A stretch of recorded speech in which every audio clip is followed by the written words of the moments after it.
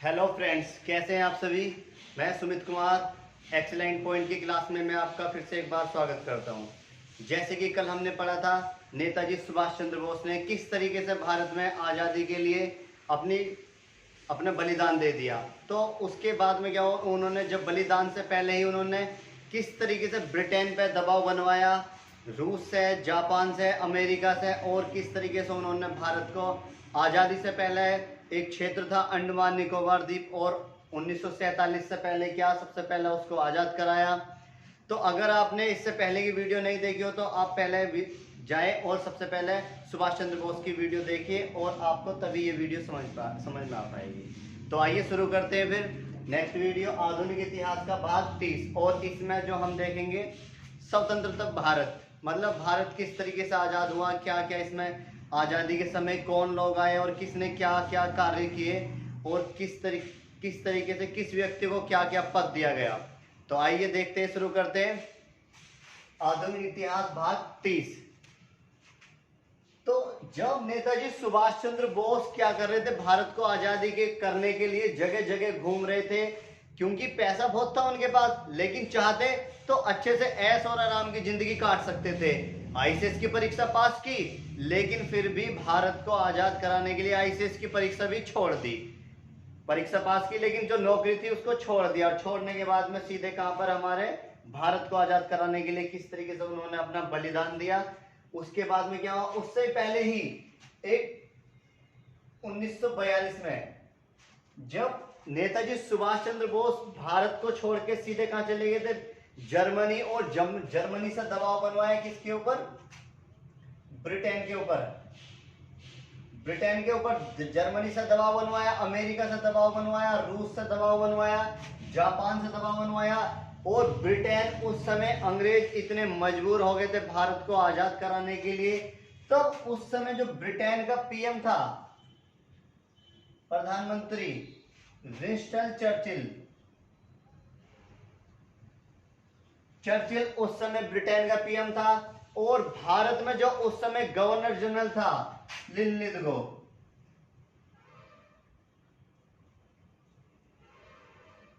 Governor general Linlithgow.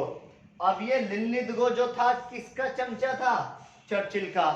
और जब Britain के ऊपर इतना दबाव बन गया, तो उसी समय जो चर्चिल था, चर्चिल मजबूर हो गया भारत को आजाद कराने के लिए। तो इसने 1942 में एक मिशन भेजा, क्रिप्स मिशन। क्रिप्स मिशन हमने पीछे भी पढ़ चुके हैं। क्रिप्स मिशन में 3 व्यक्ति आए थे,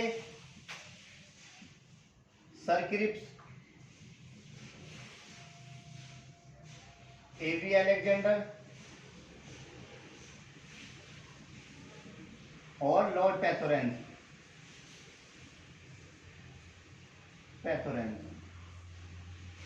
ये 3 व्यक्ति थे। और जब ये 3 व्यक्ति आए भारत को आजाद कराने के लिए, भारत का संविधान बनाने के लिए, तो बताते हैं ये उस समय के बहुत बड़े विद्वान थे।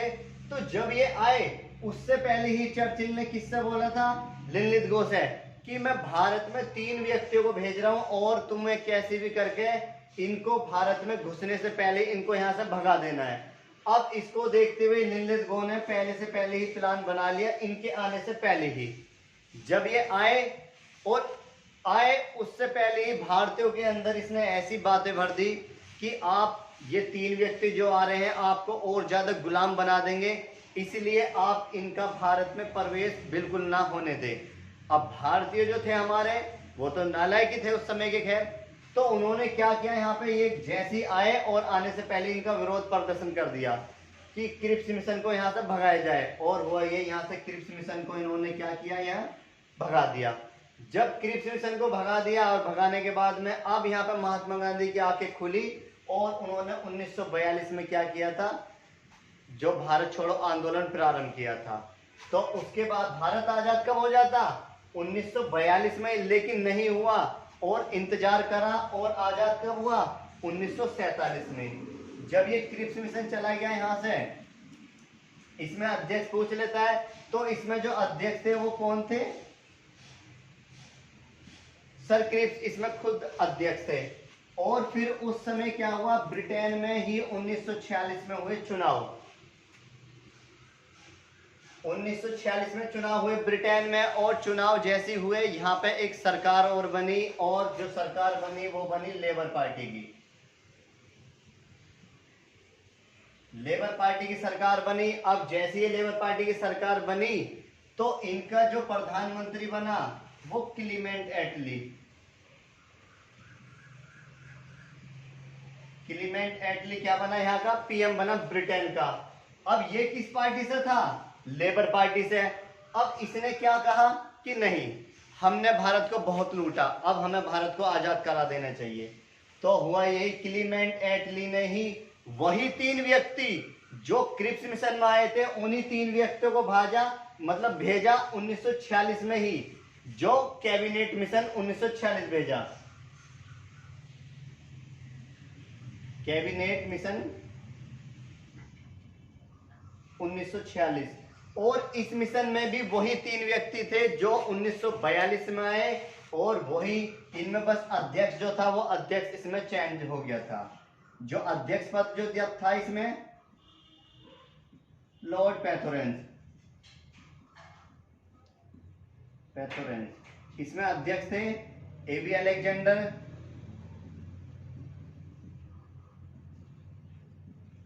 और सर क्रिप्स। यही 3 व्यक्ति थे। अब इनके साथ में कैबिनेट मिशन जब 1946 आया, इनके साथ में एक व्यक्ति और आया, लॉर्ड माउंटबेटन। लॉर्ड माउंटबेटन ये उस समय गवर्नर जनरल बनकर आए भारत में, लॉर्ड माउंटबेटन। जब ये आए, इन्हीं के ही साथ में गवर्नर जनरल के साथ में एक सचिव थे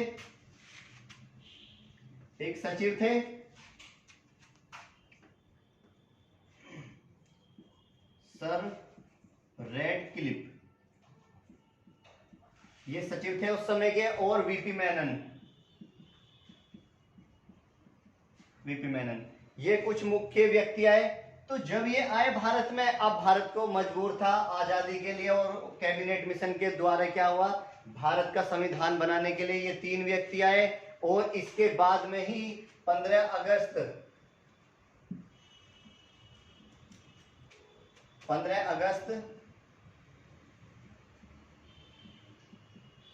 1947 में आया स्वतंत्रता अधिनियम।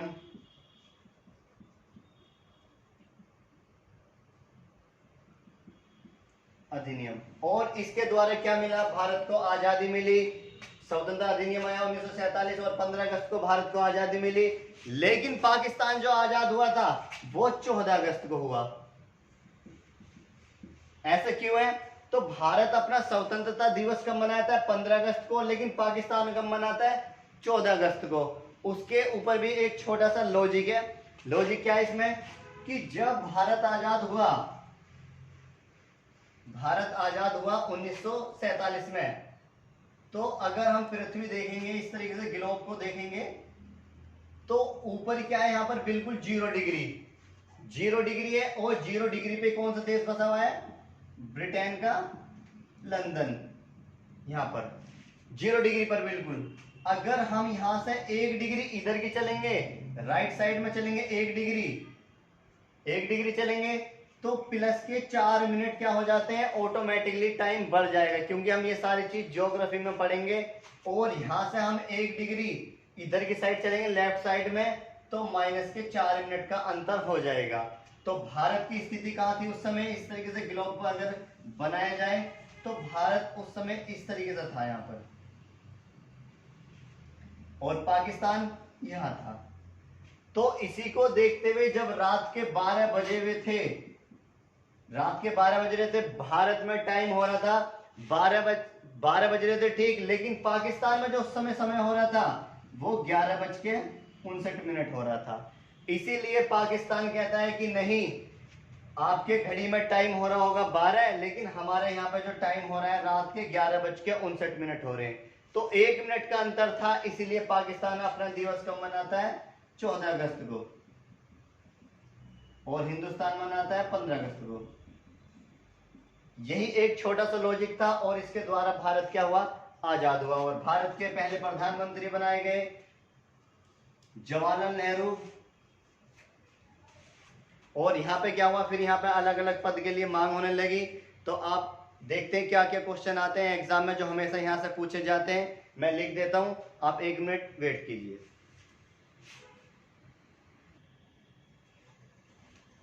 तो आइए देखते हैं जो हमेशा एग्जाम में यहां से पूछे जाते हैं कि भारत आजादी के बाद में क्या क्या अपनाया गया और क्या क्या नियम लागू किए गए थे। तो तभी से हमारे भारत में क्या, जब कैबिनेट मिशन 1946 में आया था और 9 दिसंबर 1946 को संविधान सभा की पहली बैठक हुई और वहां से क्या हुआ, फिर हमारा संविधान बनाने का प्रारूप तैयार किया गया।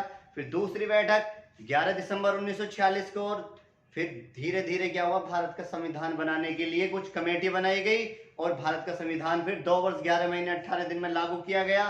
वो सारी चीज देखेंगे। तो किस तरीके से कैबिनेट मिशन कब आया, ये चीज बहुत ज्यादा पूछ लेते हैं जो हमेशा एग्जाम में आते हैं। 24 मार्च 1946 को कैबिनेट मिशन जो ब्रिटेन से कहां पर आया था, दिल्ली आया था। पूछ लेता है कि कैबिनेट मिशन भारत में किस स्थान पर आया था, तो दिल्ली में आया था। कब आया था, 24 मार्च 1946 को।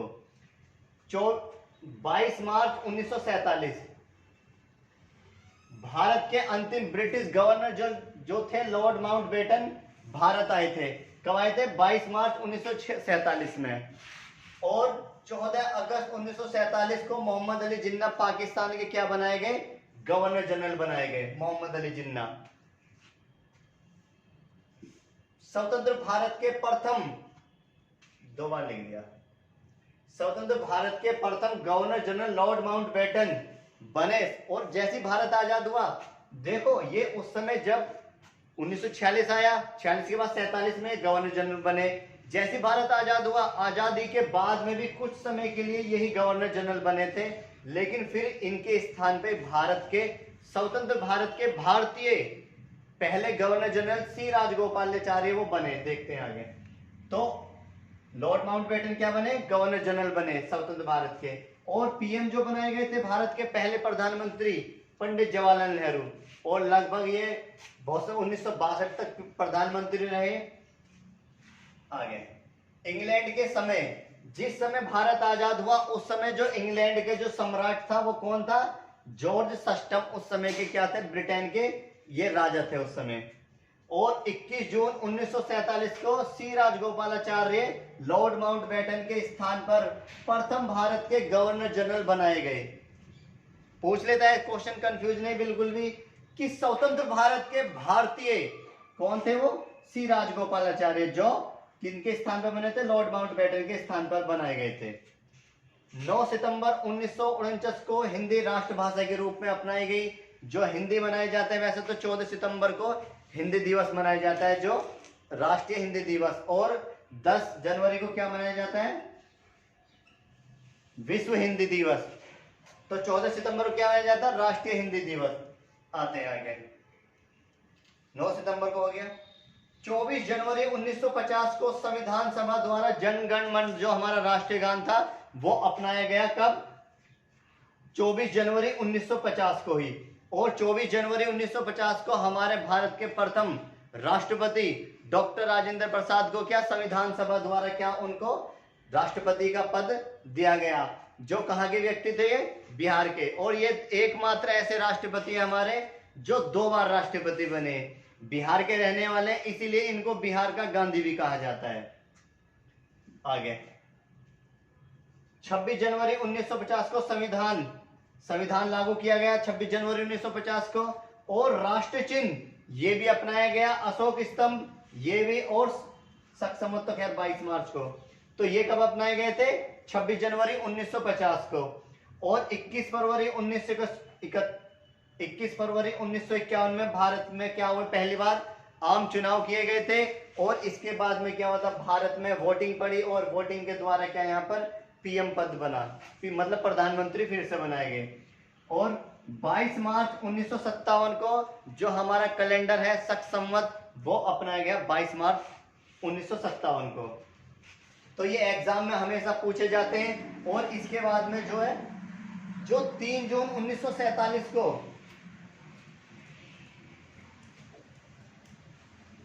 3 3 जून 1947 को। जो लॉर्ड माउंटबेटन थे उन्हीं के ही साथ एक सचिव थे सर रेडक्लिफ।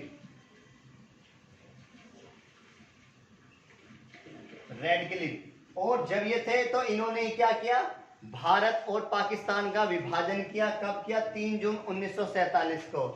तो ये जो भारत और पाकिस्तान,